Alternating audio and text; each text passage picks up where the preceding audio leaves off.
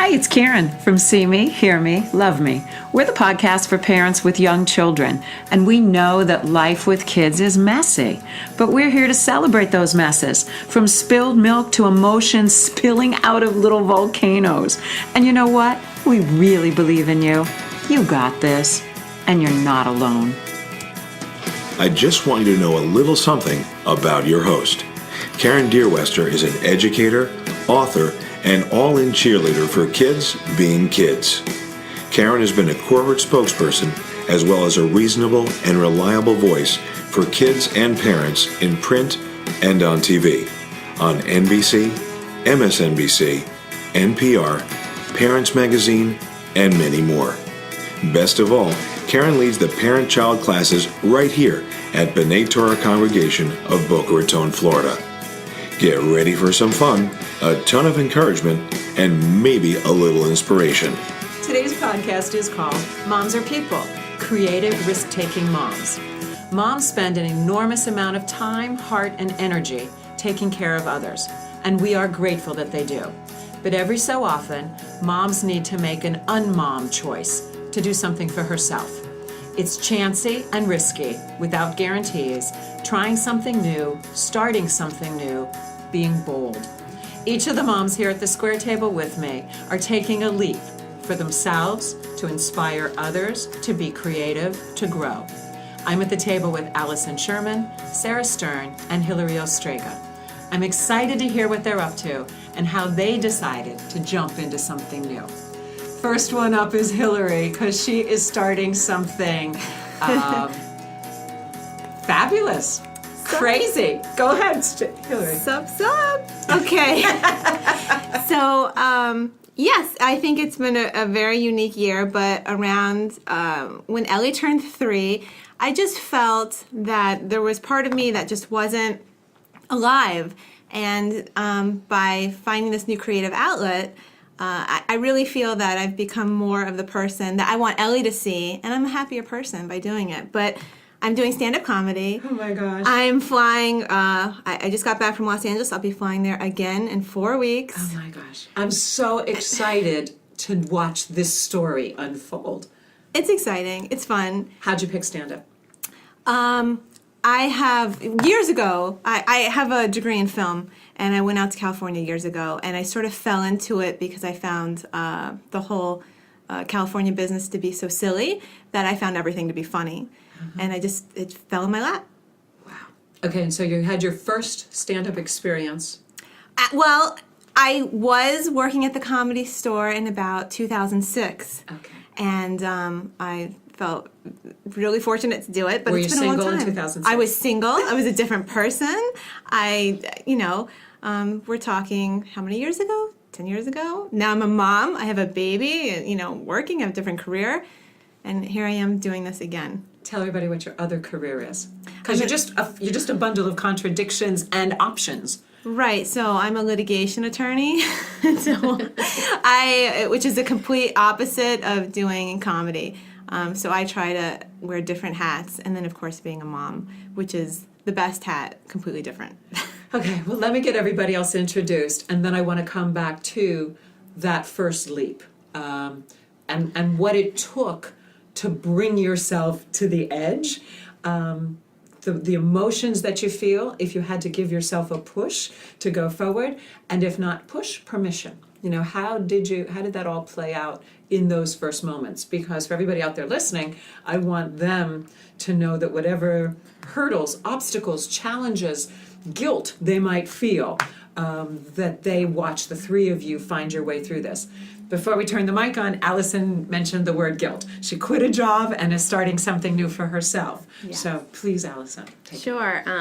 So I've been working since literally the day after I left college. I found a job right away, and I only knew corporate America. And then I had my daughter, Rebecca, who's now 5. And that all changed, and I wanted a whole different career path, and I didn't want corporate America anymore, and I decided to work here at B'nai Torah in the synagogue, and I loved it. But I also felt that it was consuming, even though it was a totally different family friendly, environment and not corporate America. It was still very much a job. And when you have two working parents, I felt that there was like a strain on my family, and I wanted to just have a little bit more time and a little bit more flexibility. And I definitely took a leap of faith, and I said, you know what? I have to do this for myself. I have dreams, and I know that I'm the only one capable of making them happen. So Okay, I just decided, pause on that moment, everybody. I have dreams, and I'm the only one that can make that happen. Okay, keep going. And so I decided to leave my very comfortable job and not have a steady income for a while. And with that came a ton of guilt. Am I doing the right thing for myself, for my family? Am I putting extra stress on my husband? What is it? And I know that by following my dreams, I'm going to do the right thing for myself and for my family in the long run. So right now I'm in the beginning phases of trying to put together a freelance business where I can be creative and I can do what I want on my own time and around my schedule. I'm really excited, but, nervous as well. There's no, it's the unknown, what's going to happen next week? What kind of client are you going to bring in, or are you not going to bring in a client? So it's nerve-wracking, but I'm really excited. But I'm just in the beginning phases. I love it. And we'll talk about, there's three things. First is the glow, the glow that says, I'm alive again, as Hillary said. And then there's the guilt and like, how will you find your support through all that? And how you know that you will be resilient and capable and masterful. And what we know for kids today more than anything is that they need you as role models to take chances and to maybe fail big or small, and to give them that sense of fluidity in their lives and combining those roles and honoring all those different parts of yourself. So bravo, bravo. Here comes Sarah. And Sarah, the reason Stephanie, who canceled on us today because of illness, wanted you as part of this. And what I know about you is that you're a multidimensional woman, both as a former dancer, as a creative person, as a thoughtful person, and someone who's had many businesses of your own, and that you're always sort of looking, I think, for something creative and inspiring to keep you full, whole, I don't know. So tell us where you are in this leaping. Sure. So I think a lot of that stems from the fact that, as you said, I danced my whole life. Like literally since the age of 2, I've danced my entire life. I went to a performing arts school in high school for wherever, and I did go to college for a couple of years, and then it was actually in college that I was like, if I'm going, the life of a dancer is very short. So I was like, if I am going to do it, I need to do it now. And I'm just very fortunate I have very supportive parents. So after my AA, I saw the movie Center Stage, and I moved to New York City. And I moved to New York City, and I was on MTV, and I backup danced, and I'm like a dancer who can sing well, but I'm not singing great. So let's not confuse that. But basically, I continued following my passion. I danced in Orlando, I backup danced the whole nine. And I think really for my story that's a little different is that, my whole life has been dance or bust, perform or bust. I always wanted to do Broadway or be doing film or what have you. And it did get to a point, I'm the youngest of 4 kids, and my siblings started having kids, and I felt, I was away, and I felt like I started to think, okay, if I had a voice like Christina Aguilera, then I would say, okay, let's take this leap and I'll go to LA because, dude, if I have a voice like her, like I'm making it, right? It's to a point in a dancer's life where you have to say, okay, it's not forever. It's just not. Your back will tell you, your knees will tell you, your neck will tell you, like everything will tell you it's not forever. And I think I just got to a point where I said, self, do I want to miss out on this time, like watching my niece and nephews grow up and all this other stuff, and do something that's really going to only be short-lived? Or do I want to kind of get back home and enjoy this time? And I really felt for me, and this was before I even had my own family or even my husband at the time, like I picked family, I guess. So, you know, I struggled with that for a long time because then what it became was me trying to find another passion. Right. And I think it's funny because I do have a lot of different things, is that's always been me trying to find something that I guess maybe fulfilled me the way dance always did and performing always did. And you can ask my husband, I was never good in corporate America. I was very insubordinate. I don't do well with authority. I don't hold back what I think, which has led me to, if I knew I was going to be fired, I went out first because that was my thing. And just, if it didn't help me advance in dance performance, I didn't care about it. And that was as I was younger. And then the difference, I guess, for me is I finished my degree, I get everything, but I never had anything. Like, I tried nutrition, I tried this, I tried that, and nothing was there, you know? And so when I met my husband, I basically had said to him, not to sound boca, but I basically said, I don't want to work. Like, I want to be a mom. And it wasn't that I don't want to work, because I just felt like if I'm not going to have something I'm super passionate about, if I had to, it's a different story for my family. But ideally, in a perfect world, I really want to just be mom. And I was very lucky that I was able to do that when our son was born, our first child was born, and I just was mom. And that far surpassed any passion for dance. Obviously, I love dance, but this is a different job. And to me, being the best mom, and I'm sure for all moms, like, this is a thing, but I will research, I will do, you know, like, I've come to you, like, what can I do, like, almost to a fault. But basically, now that, long story short, that's not possible with me, but I try. I have a 3 and a 6-year-old, and this year, the 3-year-old our daughter started going to school full time. And I had previously started up a business, I got a patent on something or pending, and I dabbled in that. And the idea of being my own boss, I feel, was more of a passion than the product itself. And so it was a continual search, and I randomly, luckily, had a friend once, you know, not too long ago, and she mentioned about this business, LuLaRoe. And I'm like, first I look at it, and I'm like, okay, this clothes thing is for, like, not for me. Like, I wasn't really sure, and then I looked into it more, and when I really saw the numbers, and I saw, like, not just financial freedom, but also the fact that I work for myself. Like, I bought into this company.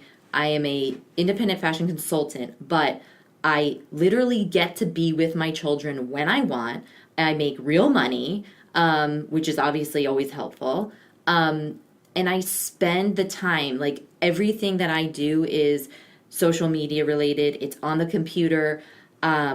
And I make my own hours. I make my own time. And so I can still do my passion, which is being a mom. But I guess I felt like I wanted, you know, I feel like, okay, well, she's going to school full time. And it's still now something for you. Yeah, and for this that was joy. exactly and that. again, I think the key to all this is feeling alive. Right. So when it comes to taking the leap, how do you get yourself to, for Sarah, it kind of went sort of smoothly. Like, this fits into the current lifestyle of our family and what our children are doing. But you guys are kind of throwing things up in the air. How did you get there? That's a good question. I think to carry on into our dancer, I think the theme was finding a balance, and my balance was off. You know, you've got the passion of your family, and I too left a career years ago because I felt that was missing. You know, your soul's not fulfilled without that family, and everything else, even creative, left it a little empty. But now with you know, he's in school, and you've got that fulfilled, and you've got that wonderful, you know, your family, like you mentioned as well. You need a supporting family to let you take that leap of faith. And I think for me, it started small. Just started thinking about it. You know, I was like, well, maybe I could do a little something creative. And the itch. It came because I was visiting California just to visit a friend, and it just showed up. I'm afraid to go to California or New York for that reason. Tell me how it showed up. Tell me where your spark was. So I bumped into some friends who never left California, who followed the business. Now, they're single. They don't have families. And I'm not jealous of that, because I think that's exactly how I would have ended up years ago. But they are following their dreams. they're doing this every day, and I'm thinking, there's no reason I can't do this as well. And I came home, maybe started writing just a little bit, this and that, but there's not a lot of time. And then one day I don't know how it happened, I snuck out and I went to a local comedy club and I just got up by myself. I didn't invite any friends, I didn't do anything, and you know what, it worked. And it just sort of went from there. I was nobody a little know where surprised. you were going? Nobody knew. I didn't tell anybody because I just felt so guilty, like we talked about. You didn't even tell your family? I You did not tell snuck- my you family. I snuck? told my husband. Oh, you did? I told Okay. Oh, yeah, Okay. Andy knew. He babysat because he was supportive. I mean, you have to have everyone on board. But I didn't tell anyone. I'm like, I don't want any pressure. Expectations, Expectations, pressure. It's been a long time. It's been 10 years. And there's also a sense of guilt, too. I'm a mom. I shouldn't be going out and doing this creative, ridiculous, silly thing. And the first joke, the first laugh. The first laugh, I melted. I mean, it was just like you said, the glow, the part of me just became alive. I literally became alive. And the best part of the whole thing is when eventually, a couple months later, when I did get a gig and I did fly out, when I came back, my son was excited. Mommy, tell me what you're doing. Like you mentioned the role model. I thought he'd be upset. He'd be mad. No, tell me. Show me a video. I want to do it too. See, and there's the power in it. This idea of when you're taking care of yourself, you're giving them a bigger, fuller, more dynamic you. And that just, I mean, my heart was so full because he loves it. He loves it. So I feel like I'm a better person, even though I still have guilt because every moment I want to be with him, but I'm a better person when I do some other things to make me whole. Okay, so tip number 2, 3, whatever it is out there, but remember, the guilt never goes away. No. You know, you're never going to be able to juggle it all, have it all, be it all. But when you take the chance and you see the reception that your family gives you, and if you're lucky, sometimes they're going to be like, what? Are you sure you shouldn't be the old you? Then you still have to commit to yourself and keep tiptoeing it. So let me ask Allison about that validation, and Sarah, your validation from your kids about who you are when they see you as more than mom. And then I want to come back to the obstacles or the fears that you have to plow through. Well, I mean, for me, it's still, like I said, it's still in the early phases, but I mean, I think they can just see a difference in how relaxed I am and how much more easygoing. It's not as tense in my household. There you go. You know, we would come home and it would be, okay, what's for dinner? We got to get a bath. We got to do this. Let's pick out your clothes. I mean, it was just, it became so rigid. And that works for some people. And, you know, some people thrive off that, and that's great. That's not really my personality, and that would stress me out. And we all know that when you're stressed, your kids can feel that. So we know when you're your girls unhappy, you know, you reflect that. I mean, you cannot fool them. And when you're fooling yourself, there's no doubt in my mind that kids read your emotions at a more primary level than often we do when we don't want to acknowledge that maybe things aren't exactly in the places that are smooth and balanced for us. Great. So your girls always respected you as a working mom. They always respected you as a presence in a community and someone who had different roles. Do they know what you do for work? Do they know what you do in terms of like Hillary mentioned, the video? Do they see that you create things? Do they know? They have a sense of what that's all about? I'm not sure. I'm not sure if they're there yet.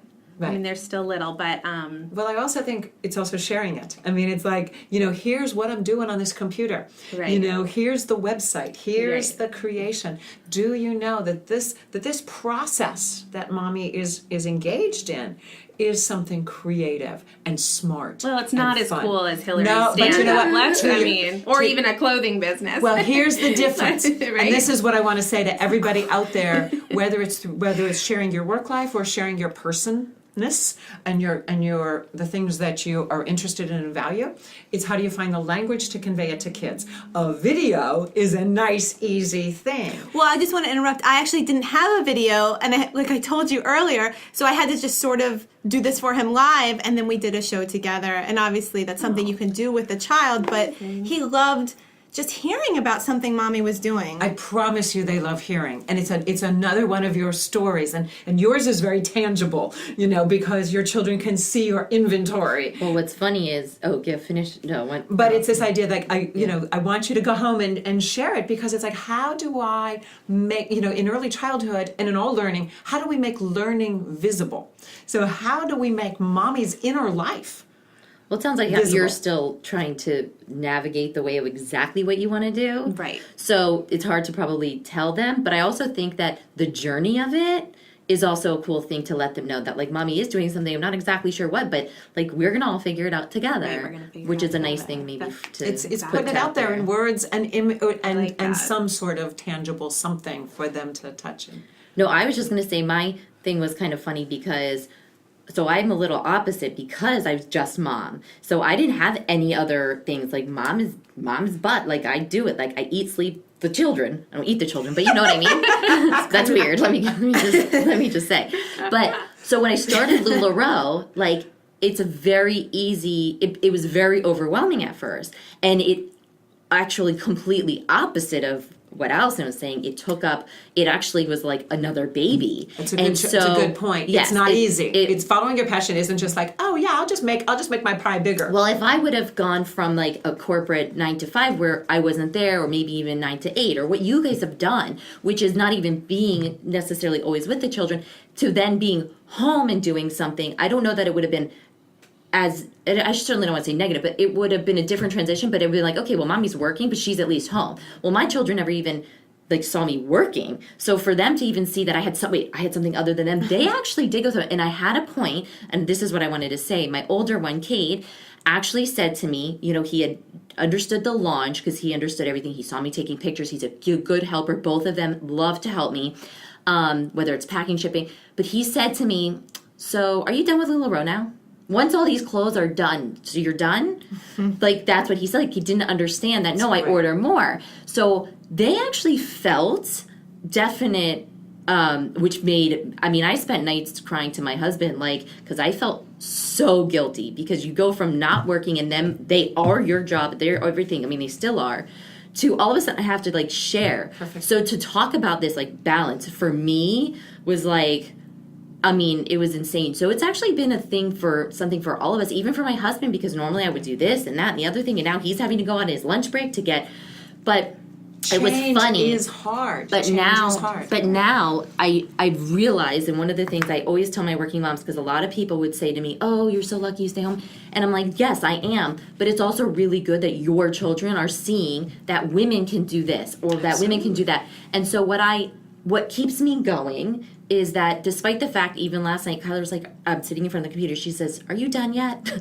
But she sees that I can run something myself, and I can be successful, and mommy can do this, and girls can, and my son sees, girls can do this, women can, can do this, and they help me. They really genuinely And I do. will tell you, the research is going to say, in terms of children and understanding, you have to be able to put it into words. And that little bit of reflection that says, I have to articulate this, that they can help incorporate the change and the transitions and the feeling of loss. Like, what's my mommy doing? Am I second? Am I last? Am I still in the mix? Is she distracted? Is she going to be done?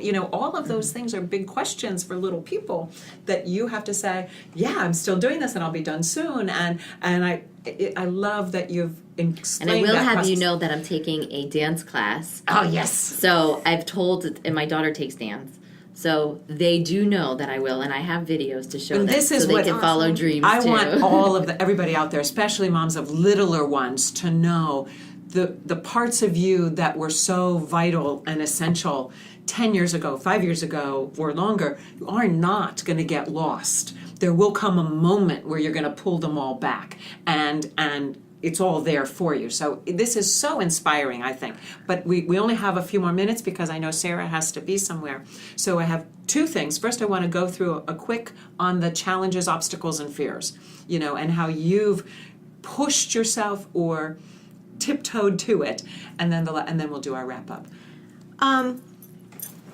The challenges and fears, I think, and I was surprised, and even you, Miss Karen, were very supportive. when I finally posted something on Facebook, which I was a little nervous to do, the feedback that I was doing something different was so nice. Make the leap public. Let people embrace this with you. When I started sharing it, then it became real. It wasn't me sneaking out of my house. Okay, Boca, we're going to LA to see Hillary. So, and that has helped overcome the fear. Okay. And are you a natural leap taker? I don't know. I guess so. But I forgot who I was because it's been a long time. Thank you. Obstacles? Obstacles, I'm in it right now. I'm really in it right now.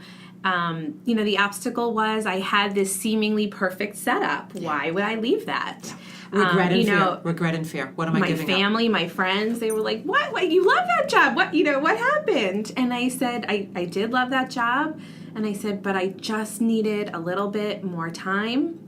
And I'm so excited the first thing I did when I went to my daughter's kindergarten orientation was I found the PTO table, and I couldn't wait to volunteer and to really just embrace this new flexibility and this new freedom that I felt. And it's looking forward. It's like even if something is great, but something's missing, you still have to keep searching for that missing piece of the puzzle. Exactly. And allow yourself to continue the journey and not say, okay, it's good enough. I'm just going to stay right here. Look, how can I not be happy with everything that I already have?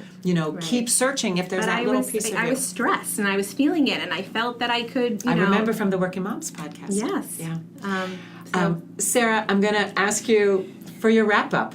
How have you got this? How have you, with incorporating all of these new sides of yourself, and even the dream of the dance that's still lingering, keeping yourself alive and honoring the Sarah that you know? Yeah, I think that, like I said, my daughter started taking dance, and ironically, she dances with a girl who I grew up dancing with, who did the Rockettes and all this kind of stuff. And so having her do that and me sharing that with them, I mean, they've asked me about it. They think it's amazing. They're like, you were on stage? What is that? So me sharing it, and then I will go and start taking dance class. And I have, even at that, because it's 6:30, I feel guilty not being there. But I finally said to my husband, like, just so you know, I'm going. So sharing that you can continue that is one way that I've got this. Balancing, really learning, because it's very easy to get carried away, and really me never having to work on a work-life balance, finally reeling it in and knowing what's really important.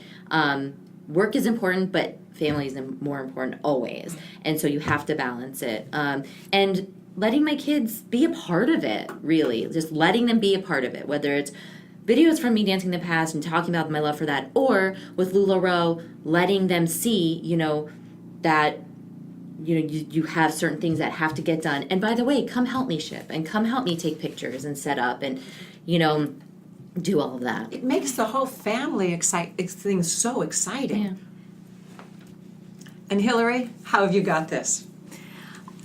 I think I wanted to follow up with quality time, because the more, we talked about the guilt and being away and doing something and not being there every minute. But now when I am there with my son, and even with my husband, even for taking off a little time, even if it's a couple hours, the quality time is so much better because I'm putting in this extra energy. I'm home. Let's make this story time even more fun instead of the just everyday story time. It's always okay, but we're rushing. You talk about brushing your teeth and this and that. I feel like there's a little more pep.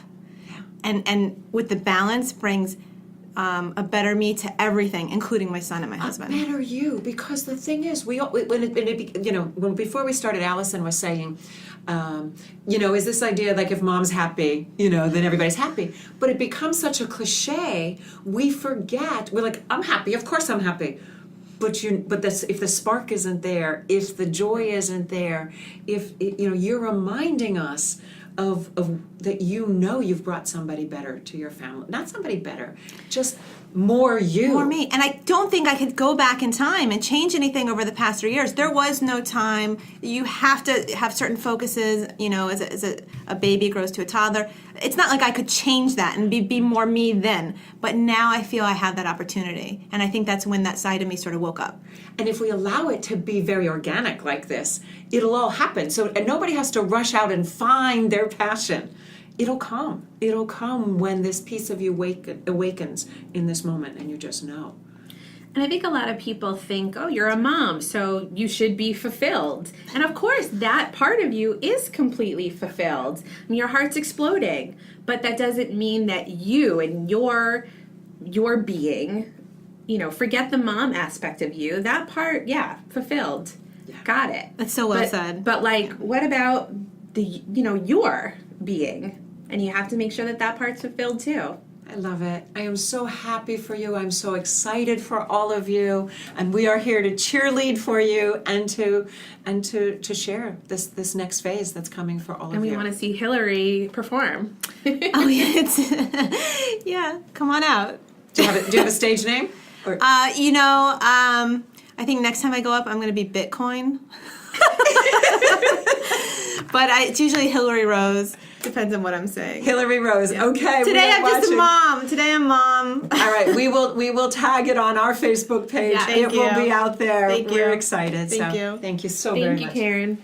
Wait, we turn the mics back on for one more second because Hillary. What's so cool is this past week is that this glow that we're all talking about, it's contagious. Like the people that are my age or that had some kind of creative experience or whatever it is, they're starting to talk and call me, hey, Hillary, I'm going to do this, and I'm doing this. And we're all sort of coming together, and it's awesome. And I think that's my favorite part right now, is that it's just exploding. Okay, that's what we want for today. Put the contagion out there. So that's the mess for today. We appreciate you listening to See Me, Hear Me, Love Me. Seeing little people learn and grow, listening to parents taking a crazy, uncertain journey, loving the fun and loving the mistakes. You write the rules, you write your story. We just want to be part of the conversation. But in the end, we know you got this. We'll catch you next week. Take care. Oh, wait. We're growing too. So if you had a great time today, please spread the word to a friend. You can also join our conversation on Facebook. That's with Karen Deerwester. And there's great parenting resources for you at www.familytimeinc.com. Thanks so much for listening. Thanks to everyone at B'nai Torah congregation for this lovely space. Thank you, David Dweck, for that sweet voiceover. And thanks to The Front and the Follow for the song Listen. We are listening. Thanks, everyone. See you next week.